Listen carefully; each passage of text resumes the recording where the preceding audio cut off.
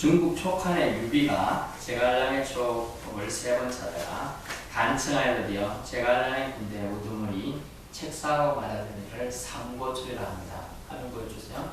삼고초려. 이렇게 찾아간다고 합니다. 두 번까지 찾아갔는데 문점 막 되죠.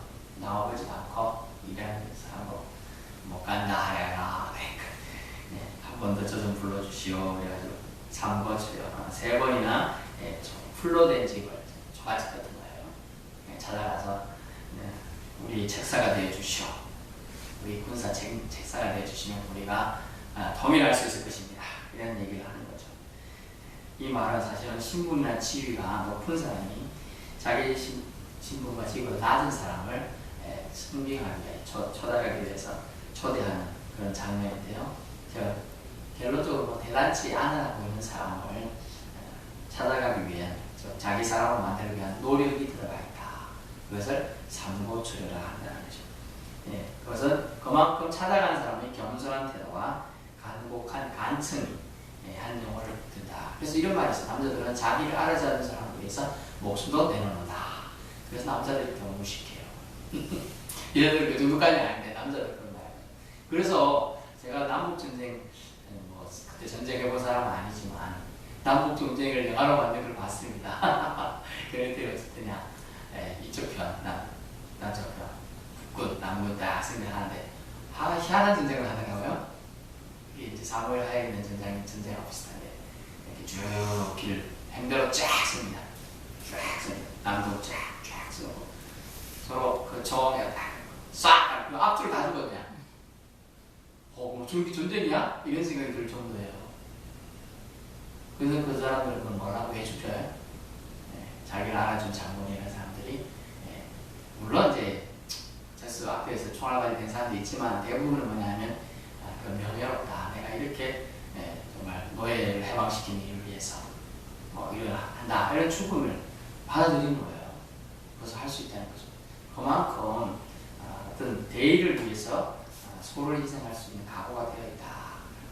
삼고초려는 정말 중요한 일을 위해서 찾아가는 그 심정이 다 들어가 있기 때문에 나중에 제갈량이 통일할 때 유비에게 엄청나게 좋은 공을 한다. 그런 얘기를 되겠습니다. 오늘 예수님께서도 부활하시는 제자들에게 또 사람들에게 나타나시는 그런 사건이 성경 전체를 보면 6편에서 한 10번 정도 나옵니다. 근데 요한의 시각에서는 세 번째라고 분명히 오늘 기술되어 있죠. 14절 예수께서 죽은 자 가운데서 살아나신 후 세 번째로 제자들에게 나타나셨다라고 했습니다. 첫 번째는 뭐냐면 부활하신 후 예수님의 부활 이야기를 막달라 마리아가 듣고 모여있을 때 안식 후 첫날 저녁 때 닫힌 문에도 불구하고 나타난 제자들에게 너에게 평강이 있을지어다. 우리 성경 보면 20장 19절에 나와요. 첫 번째 너에게 평강이 있을까 하고 안식 후 첫날 저녁 때 찾아오신 게 첫 번째 장면으로 기록되어 있고요. 두 번째는 뭐냐면 또한 20장 19절에 부분이 있죠. 평강이 있을지다 라고 하고 이 말씀을 옆구리를 보이고 제자들이 기뻐했습니다. 그 다음에 그 정도 끝난 게 아니고 평강이 있을지다 21절 하고 아버지께서 나를 보내신 것 같이 나도 너희를 보내노라 하고 첫 번째 찾아오시고 이미 파송을 명령하셨어요. 파송에 대한 얘기를 하셨어요. 근데 반응이 없었죠. 두 번째 언제 나타나냐? 그 후에 8일 지난 후에 본문에서는 20장 26절 보면 이렇게 나와 있습니다. 여드레를 지나서 제자들이 다시 집안에 있을 때 이때는 도마도 함께 집안에 있습니다. 도마를 위한 방문은 그렇지만 실질적으로 다른 제자들을 위한 방문도 됩니다. 그러면서 내게 평강이 있을지다 하고 네 손가락을 내 손에 보고 네 옆구리에 넣어보라 하고 직접 주님의 육체를 부활하신 분도 이렇게 만질 수 있게 된 형상입니다. 원래 영은 원래 만질 수가 없어요. 그럼 만져보셨어요? 예수님이 부활은 만질 수가 있었어요. 이렇게 볼 수가 있었죠. 그러면 어쨌든 옆구리를 넣어보라, 손가락을 넣어보라, 이렇게 이 손바닥을 가져와서 이 못자국을 만져봐라, 이런 얘기까지 하신 거죠. 그러면서 믿음 없는 자가 되지 말고 믿는 자가 되라. 그러시면서 믿음은 보이지 않는 대상을 믿고 바라는 것이다 라고 말하면서 믿음에 대한 승리를 주님께서 내려주시게 되죠. 그리고 오늘 세 번째 제자들이 나타나셨는데 나타난 이유가 뭘까요? 왜냐하면 부활 사건을 통하여서 주시고자 하는 진정한 의미를 제자들은 제대로 인식하지 못했습니다. 그 인식을 교정함을 통하여 또 제자들이 갖고 있던 언연중에 눌려있던 상처와 심령에 낙담된 것들을 회복해 주기 위해서요. 종적으로 그렇게 통하여 파송을 하기 위한 이렇게 사명을 주기 위해서 주님은 찾아오셨다는 것입니다. 주님은 제자들에게 다시 찾아오셨습니다. 예수님의 심정은 예수님의 제자들이 자신의 삶을 따라 살길 바라지 않았습니다. 제자들 주님께서 부탁하시고 명령하신 것에 대한 의미를 잊어버렸어요. 왜냐하면 본문 말씀에 마태복음 28장 10절에 말씀 인식 부족이 들어가 있어요. 인내 부족이 들어가 있어요. 믿음 부족이 들어가 있어요. 왜냐하면 가서 내 형제들에게 갈릴리로 가라라고 명령을 해줬거든요. 막달라에 전달해라 라고 말했고 그렇게 들은 사람이 전달했겠죠. 안 했을 리가 없죠. 예수님까지. 그런데도 그것에 대한 인식이 부족했어요. 그것이 정말 그럴까라는 생각을 반신 많이 했던 거죠. 3절 본문에 이런 말씀이 있습니다. 3절 시몬 베드로가 역시 오늘도 주인공은 시몬 베드로예요. 시몬 베드로가 제자들에게 나타났습니다. 먼저 주님께서는 제자들을 회복시키고 또 베드로도 회복시키십니다. 근데 우리는 리더에 대한 중요성을 오늘도 보게 되는 것입니다. 시몬 베드로가 나는 물고기 잡으러 가느라 라고 했습니다. 물고기 잡으러 먹고 살아야 되잖아요. 안 그래요? 먹고 살아야 되는데 물고기 잡으러 가야죠. 근데 그것을 총칭으로 전체적인 항목에서 상당히 무식한 조치를 했다. 왜냐하면 리더인데 주님을 부활하신 사건이 있었고 부활에 대한 명령이 있었고 부활이 어디서 보자 했고 또 너희가 어떤 일을 해야 할 것을 이미 말씀하셨고 이미 자기가 순환을 받기 전에도 얘기하셨습니다. 그래도 그런 걸 다 잊어버렸고 주님 뜻을 모르는 제자 대표성으로 또 오늘도 베드로가 나옵니다. 나는 물고기 잡으러 가노라 라고 말했습니다. 잘못된 리더의 말 한마디 어떻게 해야 합니까? 그러니까 보네. 그들이 우리도 함께 가겠다라고 하는 거예요. 베드로 수지로도 가는데 우리가 원래도 가자 이렇게 하는 거 좋다라는 저희도 함께 갔습니다. 이것이 잘못된 리더의 방향이 얼마나 중요한지 몰라요. 교회 방향성도 그래요. 어떤 교회 방향성도 잘못된 리더 한 명 있으면 방향이 전체로 잘못 이끌어지게 되는 놀라운 결과가 나타나죠. 그래서 교회 방향성을 더 리더라고 하는 사람, 특히 초대교회 또는 이 개척교회는 몇 명 있는 주축들 같은 사람들이 방향 지시를 잘 해주는 게 좋아요. 그러면 그 방향을 따라서 교회가 든든히 나중에 서가게 됩니다. 몇 대가 있었으면요, 옳죠?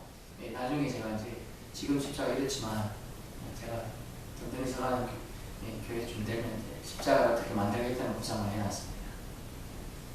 뭐 대충 비슷해요. 이렇게 사는 거나 딱 골조해가지고 딱 만들어가지고 예쁘게 십자가를 딱 해가지고 또 구리선 딱 감아가지고 멋지게 그 모형이 우리 목양실 하나 있습니다.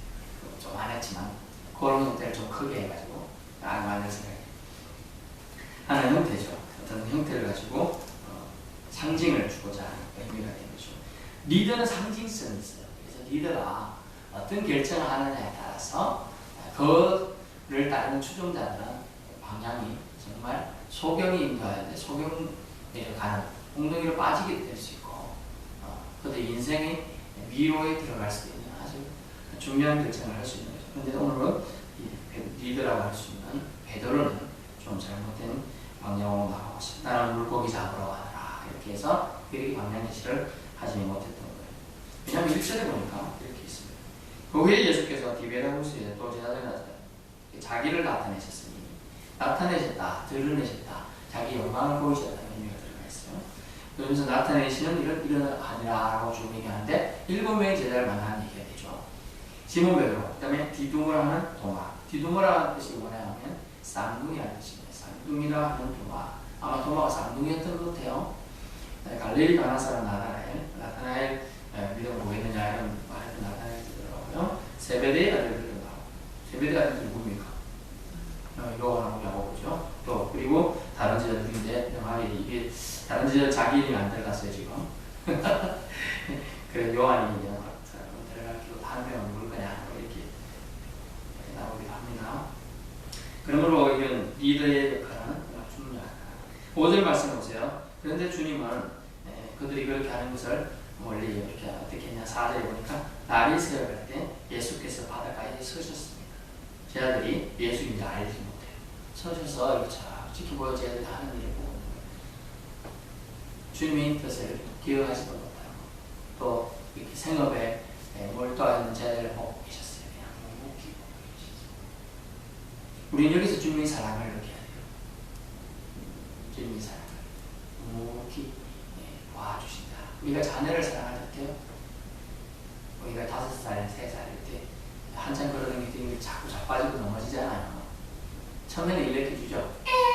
우리가 저기 일렉해 줍니다. 그지만 나중에 날마다 일렉해 줄 수 없으니까 일어나봐. 괜찮아 그 정도는. 일어나고 걸어가고 뒤뚱뒤뚱 하지만 우리가 걸어가듯이 뒤뚱뒤뚱 하더라도 그냥 귀엽다 봐주는 거예요. 그렇게 지켜봐 주고 계십니다. 주님은 저들이 오류 잘못된 길을 가고 있는 것 저들의 행동을 다 그냥 지켜봐 주십니다. 너도 거기서 말해! 이렇게 하는 게 아니고 주님은 지켜봐 주시고 계십니다. 이것이 주님의 첫 번째 은혜의 사랑이라는 거죠. 그 다음에 5절에 주님을 그 다음에 이렇게 말합니다. 예수께서 이르시되 얘들아 너희의 고기가 있느냐? 라고 질문하셨어요. 대답은 어떻게 했습니까? 없나이다. 근데 이 의미는 진짜 뭘까요? 그것은 정작 물고기를 먹고 있으신 게 아니에요. 그래서 너들 지금 뭐하고 있니? 이 얘기예요. 너들 지금 거기서 뭐하냐? 말씀을 좀 생각해봐 라는 얘기가 들어가 있어요. 너희들은 사람을 낳고 있느냐? 지금은 나를 만나야 할 시간이다 라고 얘기합니다.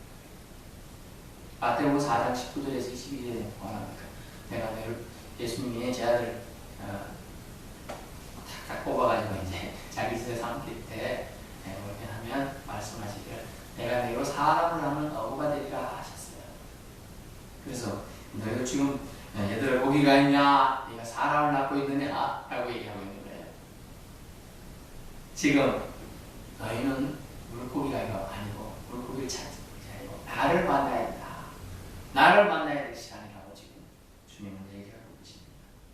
그래서 6절에 그 다음에 우편에 던져라 라고 그랬습니다.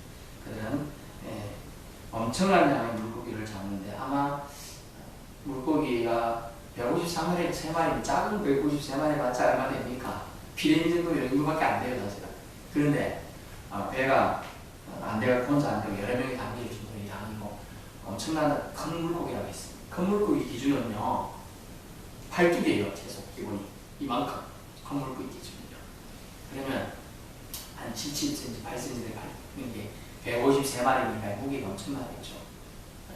다른 본문에 보면 비슷한 게 있는데 그때 건물이 찢어졌더라고요. 찢어지지 않았다는 것을 상징하고 153마리를 통하여 주고자 하는 것은 뭐냐면 교회 초대 공동체를 하나님이 하나님과 연합해 주신다는 의미가 이 건물이 찢어지지 않았다는 표현을 통해 주신다는 거예요. 확정적인 대기긴 하지만 그렇게 번역들을 하고 있습니다. 본문의 말씀 속에서 우편에 던지라 하면서 엄청난 양의 물고기. 근데 그 양의 물고기를 던진 이유가 뭐죠? 순종했을 때입니다. 순종했을 때. 우리가 생각하기에는 당연한 기적이고 이적입니다. 주님 보시기엔 그냥 표적이라고 했습니다. 표적. 우리가 그러므로 오늘 본문에서 통해 주신 것은 주님은 인간이 아니신 것을 나타냈죠. 신적 권위가 있으심을 말씀해 주고 있는 거예요. 주님은 제자들은 주님을 떠나서는 아무것도 할 수 없다는 것을 주님은 반정으로 오늘 말씀해 주죠. 얘들아 지금 뭐하고 있느냐 라고 말씀하시는 것이고 제자들이 주님과 함께 있을 때는 우편에 던져라 동안에 주신 것은 주의 명령에 순종할 때 역사는 일어난다. 우리 삶 가운데 잠잠하고 오해합니까? 다른 시작하기 전에 똑같습니까? 주님이 함께 하시면 우리 삶의 역동성이 부여된다는 걸 말씀해 주시는 것입니다. 이런 능력은 인간이 할 수 없는 것이죠. 오직 하나님 아들이신 예수님만이 하실 수 있는 신적인 능력이 있음을 본문에서 우리에게 가르쳐 주고자 하는 것입니다. 11절 말씀을 보세요. 시몬 베드로가 올라가서 그물을 육지에 끌어올리니 가득히 찬 물고기가 백신생활 이같잖아 많으나 그물이 찢어지지 아니하였다라고 얘기하지 않습니까? 주님의 능력을 신뢰하면 너희도 주님의 능력을 행할 수 있을 것이라는 얘기예요. 사실은 끌어올린다는 의미가 그런 의미를 사용하고 있습니다. 네가 주님의 능력을 신뢰하느냐? 믿느냐? 그러면서도 그런 주님의 능력을 받아서 사용할 수 있는 그런 자가 될 수 있다라는 얘기가 되겠습니다. 이는 부활하신 예수님에 대한 그들의 인식을 고쳐주고자 하는 말씀이에요. 주님은 부활하셨어도 능력자이시고 주님은 부활하셨어도 하나님의 아들이심을 알려주고자 하는 것입니다. 주님은 없는 데서 창조를 밤새도록 노력했지만 아무 소출이 없이 낙심된 그들에게 주님만이 주실 수 있는 위로와 사랑을 주시고자 얘들아 라고 부드러운 음성으로 그들을 부르고 계시는 거예요. 그러면 베드로 그들이 당면한 문제를 해결해 주시고 오른편에 던지라 라고 또 얘기해 주시고 그들은 그들과 대화하고는 예수님이 주님이신 줄을 몰랐습니다. 사실 예수님인 줄을 제대로 몰랐다. 근데 7절 말씀에 있습니다. 사야수께서 사랑하시는 것이 자 요한이라고 칭해집니다. 베드로에게 이르되 주님이시다 라고 합니다. 시몬 베드로가 그래? 라고 이렇게 쳐다본 것도 아니고요. 그 말을 베드로가 요한의 말을 상당히 신뢰하는 것 같아요. 말하자마자 어떻게 했습니까? 겉옷을 둘 이렇게 아마 우통은 다 벗고 있었던 것 같아요. 이렇게 생겨가지고 굴르고 바다로 그냥 또 역시 용감해요. 바로 뛰어내려. 거리가 얼마냐? 몇 칸 안 됐다 그랬잖아요. 육지에서 거리가 불과 한 50칸 되다. 이걸 뭐 이렇게 메타 따져보니까 그냥 90m가 아닐거냐. 그래서 그중 90m 눈에 보이는 정도니까 멀지 않으니까 그렇게 했다라고 얘기는 아마 얕은 모습인 것 같아요. 90m. 뒤내려가지고 가는 거 봐서는. 어쨌든 예수님께서 지금 베드로에게 나타나시고 베드로의 주가 또 되어 주시고자 하는 것이죠. 여기서 주목할 것은 뭐냐면 주님인 줄 알아본 자는 주님을 소개해야 한다는 거예요. 주님을 알려줘야 한다는 거죠. 먼저 깨닫는 자는 알려주는 은혜를 주님이 주셨음을 깨닫고 자기도 알려줘야 한다는 걸 알 수가 있습니다. 먼저 주님은 그들에게 식사를 준비해서 그들을 회복시키십니다. 제일 먼저 그들을 주님은 어떻게 바라보셨죠? 제일 먼저 사제 그냥 서서 바라보셨어요. 그게 주님이 첫 번째 은혜이고 두 번째 은혜는 그들에게 당면한 문제를 해결해 주셨죠. 우편에 대해서 문제를 해결해 주셨고 세 번째 문제, 두 번째는 주님의 사랑이 오십니다. 주님은 그들을 식사 공동체로 초대하셨다. 식사 공동체 와서 조반을 먹어라 라고 말했습니다. 12절 말씀 예수께서 이르시되 와서 조반을 먹어라 하시고 음식을 친히 준비하고 계시는 장면입니다. 준비하고 8절에 보면 작은 배를 타고 물고기가 물고를 봤죠. 9절에 육지 올라오니 숯불이 있었습니다. 이미 준비해놨습니다. 그 위에 생선도 있고 뭐도 있었어요? 떡도 있더라. 이게 뭘 기억나요? 모병의 사건이에요. 먹여주는 거죠. 주님은 예수님이시니까 하나님을 믿고 하나님 나라를 위하라 이런 걸 먼저 하신 게 아니에요. 사실은 그들이 삶의 문제를 다 해결해 주시고 하나님을 소개하십니다. 오늘도 제자들이 와가지고 하시는 말이에요. 그들이 문제를 먼저 해결하시고 심령을 회복시키고 계시는 걸 알 수가 있어요. 삶의 문제가 뭐예요? 먹고 사는 문제겠죠. 그들은 하지만 주님은 그들이 먹고 사는 문제를 먼저 알고 계신다는 걸 믿으실 수 있기 바랍니다. 그래서 주님은 책임져 주신다는 거예요. 먼저 먹고 사는 문제 모르는 신이 아니죠. 아니에요. 그런 신은 저도 안 믿겠습니다. 하지만 주님은 다 알고 계신다는 거죠. 알고 계시면서 그 문제를 주님이 또한 해결해 주신다. 먹고 힘내가지고 전도자가 되라, 사명자가 되라 라고 지금 말하시기 직전에 주님은 먼저 먹이십니다. 우리가 알고 있는 엘리야와 까마귀 사건 알죠? 왕상 17장에 나오는데 엘리야가 굶주리고 먹고 있는 반에 까마귀를 통해서 먹이셨고요. 또한 19장에서도 아합과 이세벨을 피해서 도망가는데 그리시네카에서 또 로덴나무 아래에서 이때 주님은 그들을 먼저 엘리야를 먹이시고 기운을 돋우십니다. 기운 차려가 죽어가는 사람한테 닌겔복음에서 너 저기 가서 복음제래 마사 기자에서 내가 그러면요 더러 안 믿는다고 도망갈 사람이 더 많아요. 사람은요 자기 중심적으로 신앙생활을 하거든요. 자기 중심적으로 자기 방향으로 믿어요.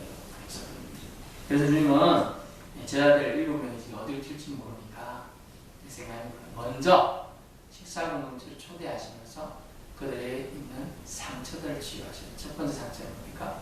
예수님을 믿고 따라가려 했지만 부활하신 주님이 부활하시는 건 맞지만 계속 만약 부활하시고요. 계속 첫날 나타나잖아요. 첫날부터 계속 승차할까 계속 같이 있으면 얘기는 달랐을 겁니다.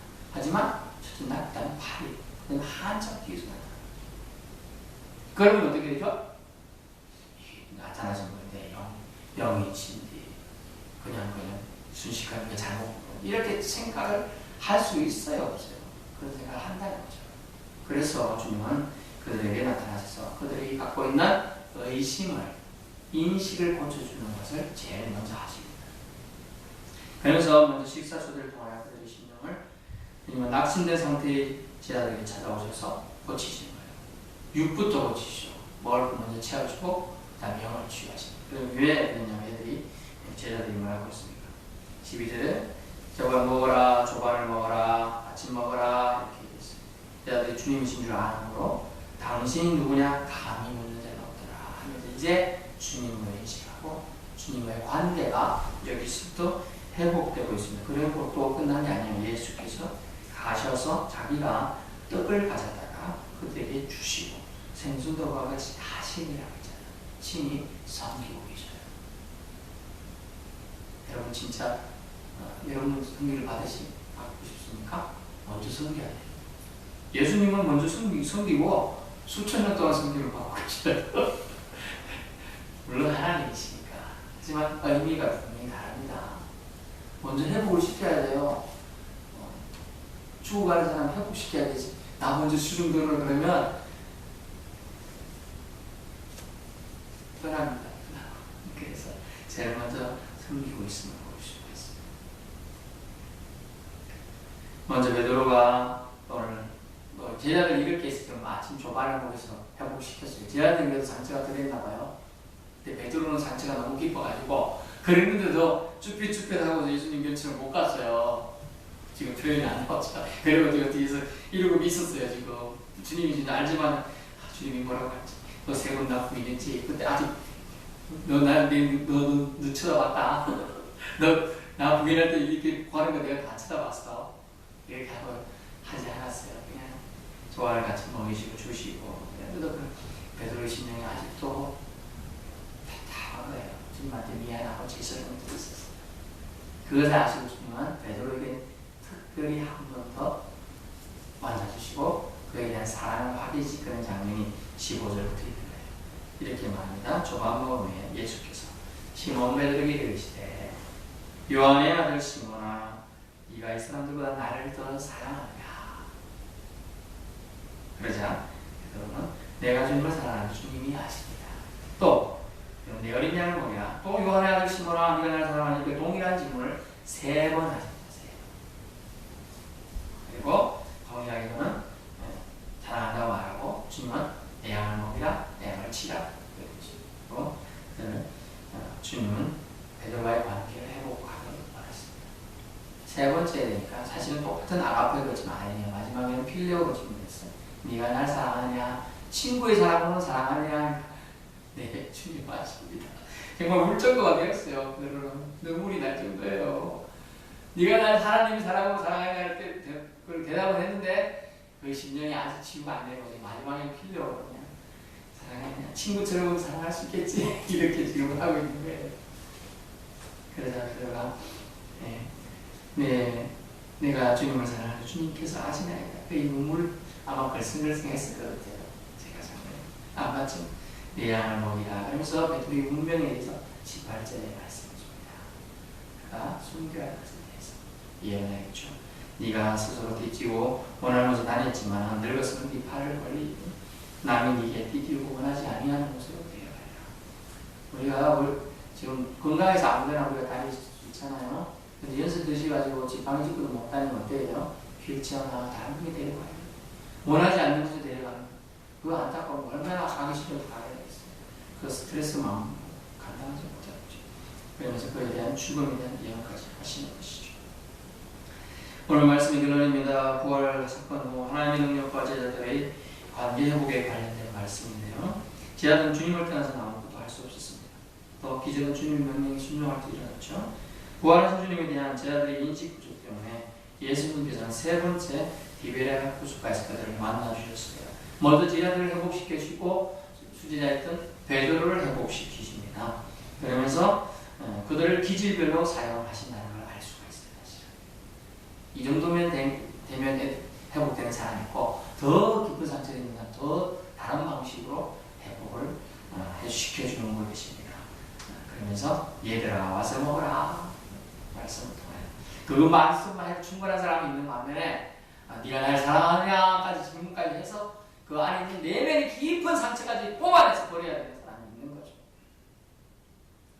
주님에 대한 바른 인식과 고백은 부활을 증언하는 교회 공동체에게는 반드시 필요하다. 그걸 통하여 우리를 부활의 삶으로 초대하는 거죠. 부활주의만 부활이 되는 게 아니에요. 날마다 부활의 신령으로 살아야 되고 그것이 안 되니까 주일을 부활절을 기념해서 만든 거예요. 사실. 부활을 기념해서 만든 거예요. 부활의 예수님은 또다시 세상 가운데 성육신하기 위해서는 우리가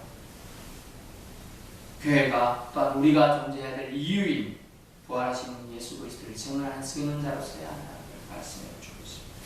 예수님은 제자들에게 다시 찾아오시고 그들의 인식을 새롭게 하시고 다시는 사명자로 세워주셨습니다.